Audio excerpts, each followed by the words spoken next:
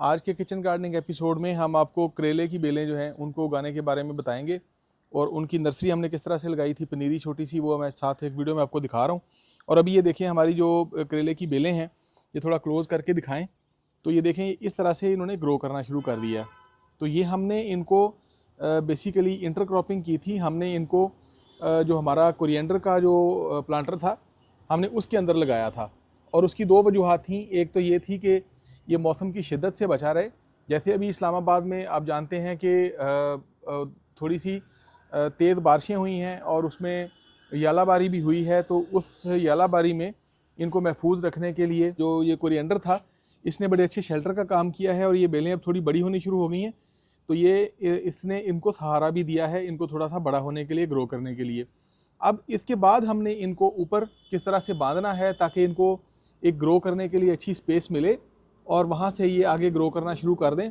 तो उसके लिए है आज का एपिसोड, हमारे साथ जुड़े रहिए। हम आपको डिटेल में बताते हैं कि इनको हमने अब ऊपर मज़ीद किस तरह से ग्रो करवाना है ताकि ये मज़ीद अच्छे से ग्रो हो जाएं। और ये हमारा कोरिएंडर आप देख सकते हैं कि ये कितना खूबसूरत है और कितना ज़बरदस्त तरीके से ग्रो कर रहा है। और अभी ये आगे चल के ख़त्म हो जाएगा और ये बेलें जो हैं ये इससे ऊपर निकल जाएंगी।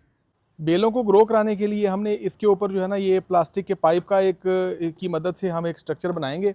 और ये पाइप जो हैं, ये थोड़ा डिस्टेंस से अगर आप दिखाएं तो ये पाइप जो है ना ये इस तरह के शेप के पाइप हैं और ये शेप इनकी बनाई नहीं हुई, ये खुद ब खुद बन जाती है। अभी मैं आपको बताता हूँ कि इसको फिक्स करने के लिए हमने किस तरीके से इनको फिक्स करना है। तो ये मेरे पास दो सरिये हैं और इन सरियों की मदद से हमने इसको इस तरह से दोनों प्लांटर्स के ऊपर हमने इसे जोड़ना है ताकि ये आसानी से इसके अंदर फिक्स हो जाए और फिर ये गिरे नहीं। तो ये देखिए ये सरिये जो है ना इनको हमने थोड़ा सा इस तरह टिल्ट करके इस तरीके से, तो ये हमने इसको इसके अंदर ज़मीन के अंदर इस तरह से लगाना है ताकि हमारा जो ये पाइप का स्ट्रक्चर है वो इसके ऊपर फिट इन हो जाए। ये देखिए जिस तरह से ये मैं लगा रहा हूँ, तो यहाँ से इस तरह से इसको थोड़ा सा हमने हल्का सा इस तरह टेढ़ा और इस तरह हमने इसे ज़मीन के अंदर इस तरह से हमने इसको अपने प्लांटर के अंदर हमने इसको यहाँ पे फिक्स करना है ताकि इसके ऊपर जो पाइप है हमारा वो आसानी से फिट हो जाए। दूसरी तरफ इस साइड से जो है वो हमने इसको जो है सरिया इसको इस तरीके से हमने इसको यहाँ पे ऐसे लगाना है इस तरह से, और एक इसी के साथ जो है वो इस तरफ हमने ये जो बैम्बू स्टिक है इसको हमने इस तरह से ज़मीन में गाड़ना है। और इसके बाद जो पाइप है उसको इसके अंदर फिक्स करने का ये आसान सा मेथड होता है, कोई मुश्किल काम नहीं है। ये पाइप जो है ये मैंने बेंड नहीं किए हुए, ये पाइप खुद ब खुद बेंड हो जाते हैं जब आप इसको इस तरह से इस स्ट्रक्चर के अंदर आप इसको फिट करते हैं।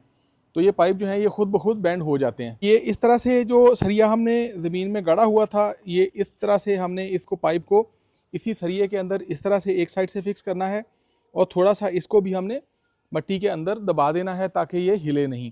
और सेम इसी तरह से हमने इसको इसका जो दूसरा सिरा है इस तरफ हमने जो अपने ये बैम्बू की स्टिक इस तरह से गाड़ी हुई थी, तो इस बैम्बू स्टिक के अंदर हमने इसको इस तरह से यहाँ पे फिक्स करना है। तो ये इसकी दूसरी साइड है और यहाँ पे इस तरह फिक्स करते हुए इसको भी हमने इस तरह से ज़मीन के अंदर साथ थोड़ा सा दबा देना है। तो ये देखें ये हमारा पाइप जो है ये बिल्कुल फिक्स हो गया और अब ये हिलेगा नहीं।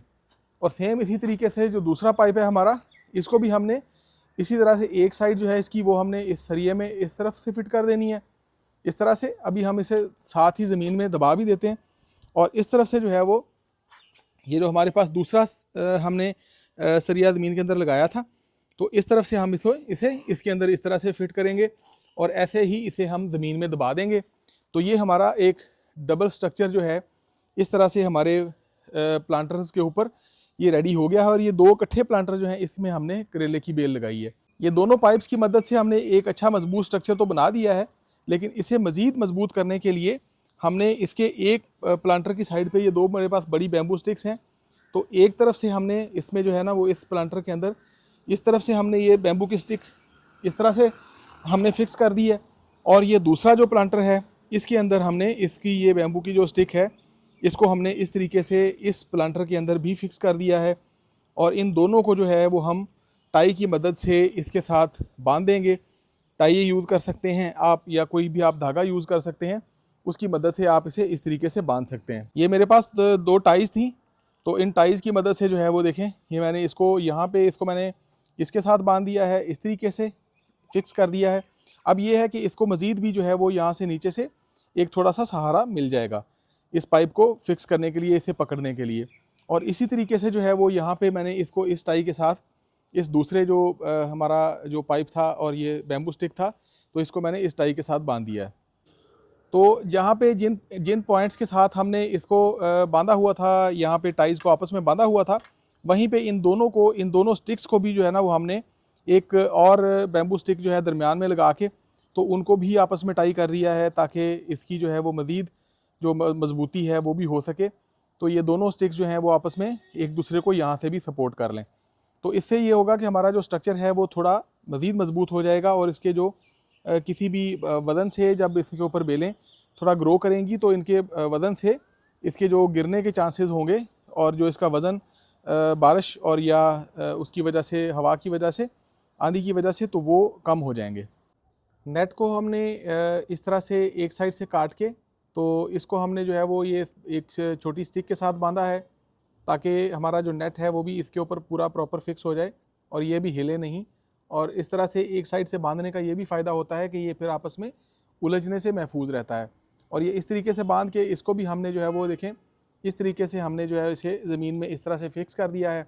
और अभी ये देखें, ये हमारा प्रॉपर जो है नेट है, सारा नेट वो हमारा इसके ऊपर इस तरीके से हमारा लग चुका है।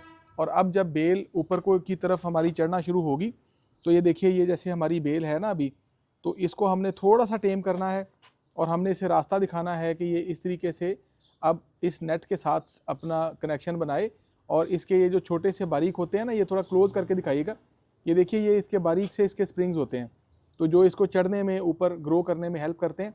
तो इनको जो है वो हमने इसी तरह से इस नेट के साथ इस तरह से रख देना है। और अब ये इसे कुछ कहने की ज़रूरत नहीं है, अब ये खुद ब खुद जो है ना, ये देखिए, ये इसका दूसरा जो है, ये अभी इस तरह से ये ऊपर उठते हैं ना जब, तो ये सहारा ढूंढते हैं अपने लिए ऊपर क्लाइंब करने के लिए। तो ये देखें, ये इसको भी हमने इसी तरह से इसके साथ रख देना है।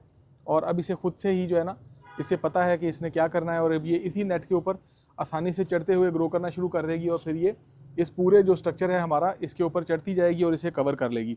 ये दूसरी बेल है, तो इसको भी इसी तरीके से हमने जो है वो इसी नेट के साथ, इस रस्सी के साथ हमने इसे थोड़ा सा सहारा देना है। और फिर ये पूरे अपने नेट के स्ट्रक्चर के साथ जो है ना वो खुद ब खुद क्लाइंब करना शुरू कर देगी।